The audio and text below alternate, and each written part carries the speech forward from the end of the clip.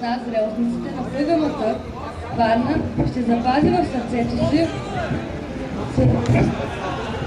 с особено чувство на щастие, тъга, надежда, вдъхновение, оптимизъм. Защото нищо от този свят не се повтаря, а сега ние за последен път ще минем през тази врата, през която изминаха най-хубавите ни години и никога вече няма да се върнем. Какво ли ще ни кажат в класните стаи, ако можеха да говорят? Може би, че тук учителите ни учиха, че живота е безценен дар, който трябва да изживеем пълноценно, но и разумно.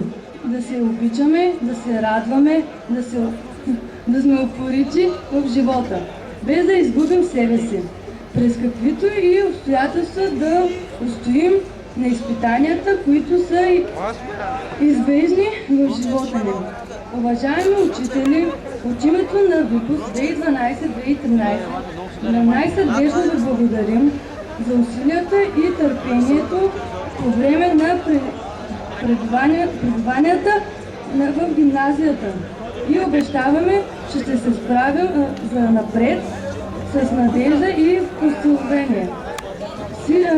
Скъпи наши учители, от нас научихме, че постоянно целите си да се нуждам откритост и знание. Уверяваме ви, че целият ви живот на този свят ден мислено ще ви благодарим и бъдете сигурни, че винаги ще се справим за напред. Дойде времето, което знаем ще бъде най-добрата ни отплата за вашия труд, търпение и обич. Благодаря ви, скъпи учители, за да поднасям ви тези цитати.